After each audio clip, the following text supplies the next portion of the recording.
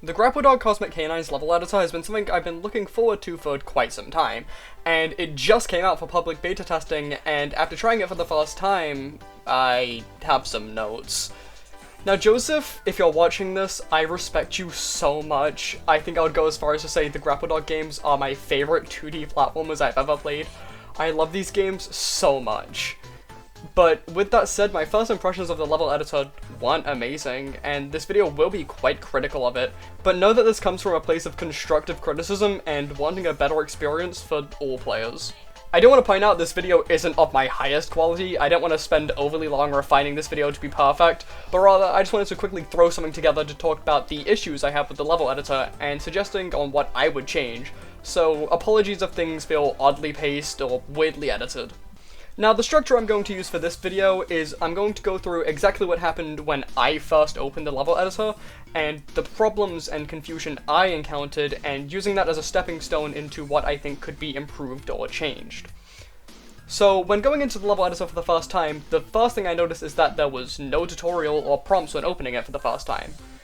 Now, not everything needs a tutorial, but with something as complex as a level editor, especially this one, throwing people into the deep end is going to result in confusion. Now, there is a help tab at the top, which is great, but because nothing actually nudges you to use it, I'm willing to bet the vast majority of players are going to try something else first and likely get confused.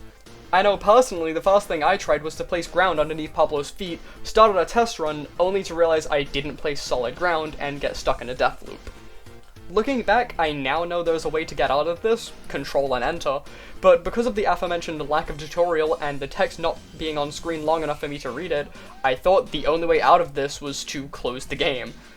I think the simplest solution to solve all of this is when you open the level editor for the first time, the help tab should automatically be open, and then once you close it, there's a pop-up to show you where you can always access it.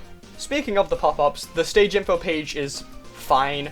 I personally might change a few things, like making the background be a drop-down menu, but I think that more attention should be drawn to it, as I was struggling to find it when I first opened the editor. Also, I noticed they're all very much made under the assumption you're playing in full screen. If you're in windowed, the help pop-up goes off the screen, and certain notes in the entity menu, which I haven't gotten to talk about yet, actually cover up the preview images. This isn't major by any means, most people are playing in full screen anyway, but just something I noticed. Now, a feature I actually want to compliment is the auto tile.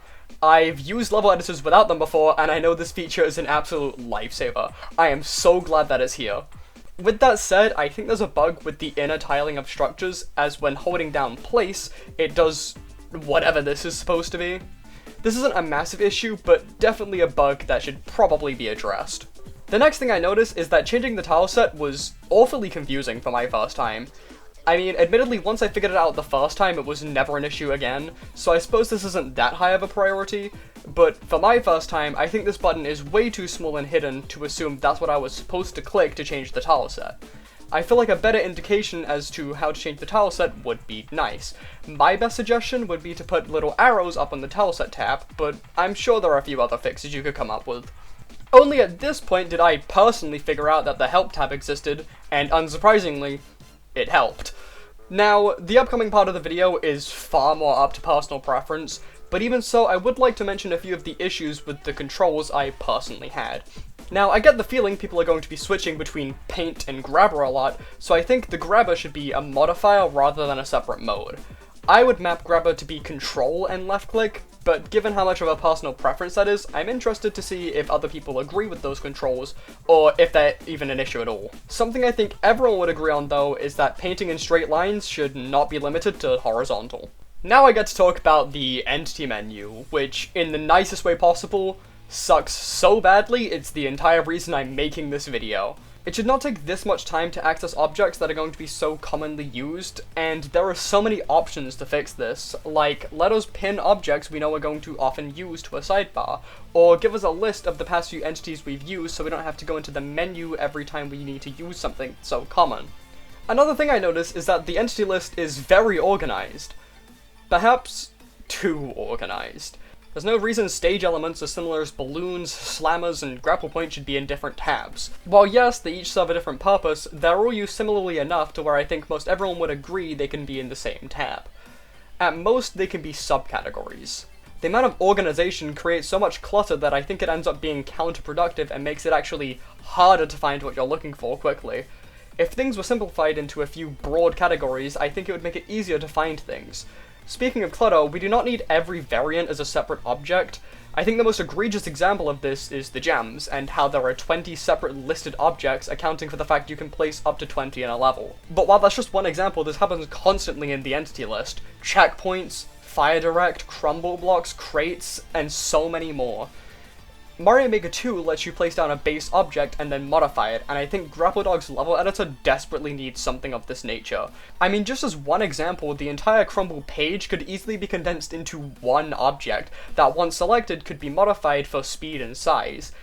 And as for the grapple crumble block, that would just be a modifier of the regular grapple block. If we apply this same logic for the entire entity list, I think it'd become a lot easier to find what you're looking for. And the final suggestion I have for the entity list is that instead of listing the name of every object and then only showing an image of it once you hover over it, that instead we just show the selection of the images themselves. That about sums up my thoughts of the Grapple Dog level editor. I appreciate the freedom it gives you, but the UI could definitely be more intuitive. Maybe I'm just complaining for no reason, but I can't be the only one that got confused the first time I opened the editor, and I hope that it could maybe be changed to hopefully confuse less people in the future.